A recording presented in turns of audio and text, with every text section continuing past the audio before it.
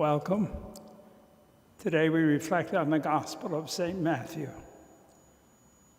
One of the 12, who was called Judas Iscariot, went to the chief priests and said, "Why are you willing to give me, or what are you willing to give me if I hand him over to you?" They paid him 30 pieces of silver, and from that time on he looked for an opportunity to hand him over. On the first day of the Feast of Unleavened Bread, the disciples approached Jesus and said, "Where are you, and where do you want us to prepare for you to eat the Passover?" And Jesus said, "Go into the city to a certain man and tell him, the teacher says, 'My appointed time draws near.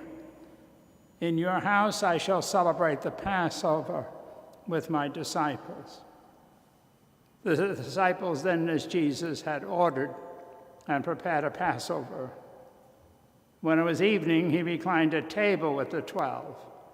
And while they were eating, he said, "Amen, I say to you, one of you will betray me." Deeply distressed at this, they began to say to him, one after another, "Surely it is not I."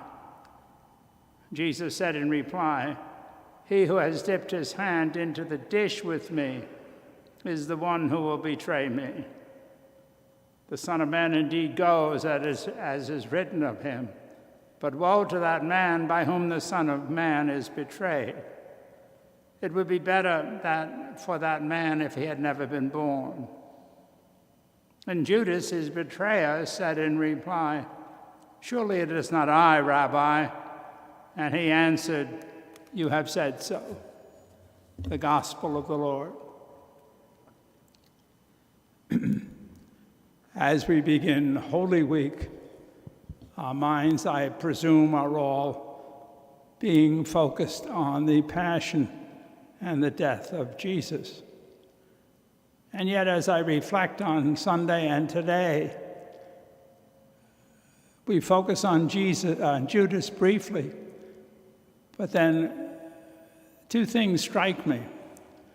That on Sunday, as today, Jesus sends the disciples ahead to make arrangements, one for the colt to be brought so that Jesus can ride into the town, and here to prepare for the Passover supper.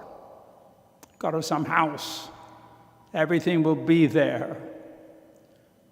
What struck me was how my tendency is to be solitary, to kind of look within myself and look at everything from my point of view. This may be more revealing of me than I really want to do, but I think it might be true of all of us. And yet, the fact of the matter is that we're all part of community. And that unless we really engage, unless we really embrace the community in which we find ourselves, we're not reaching our potential. And that's for me, at least. As I get older, I find that because of circumstances, limitations, I'm spending more and more time solitarily engaged. I'm not in community as much. I'm not interacting, partially because I just don't have the strength. But the fact of the matter is I can get used to that. And then when I do engage, I find myself more impatient.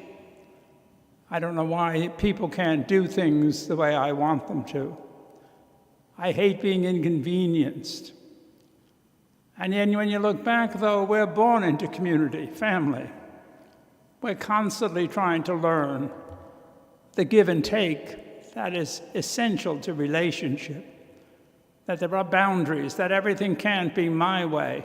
But I also begin to understand and learn that I'm more effective, that I'm a fuller person when I'm engaged in the give and take, when I learn to sacrifice, when I realize as a child I'm not the center of the world.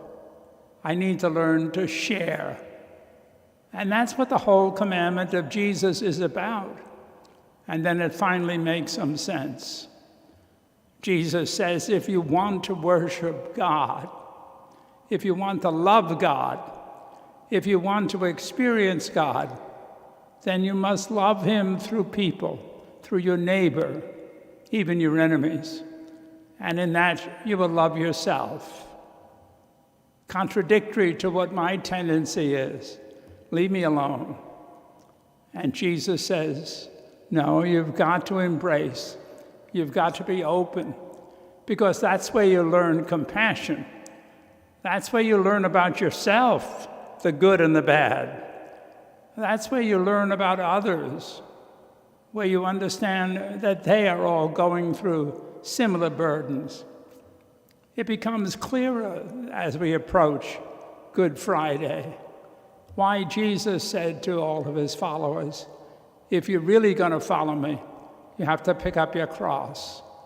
And the cross is you, and the cross is me, trying to get along, trying to live in community, not just family, but the civil community, church, country, and now, as never before, the world.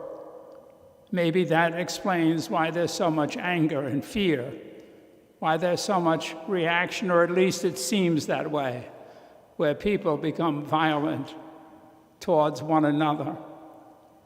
Maybe we're just not secure enough. But Jesus says if you want to experience God, and that's what love is, then you must engage in community. That's where you find you. That's where you find freedom. That's where you find God. It seems almost like a contradiction, and it is, in a way. Depends on what do I believe. In the coming days of Good Friday and Holy Thursday, Jesus is giving himself in Eucharist. He's giving himself in his passion, suffering, and death. And then God gives him, Jesus, back to us in the resurrection. And there's the cycle of life. Life, death, and resurrection. I'm part of a community. We call it the Communion of Saints. And there is where God is. I hope you have a good week. I hope that you participate and reflect on the Passion often during these days, that you take time to be by yourself, but always remember to embrace the community in which you find yourself. God bless.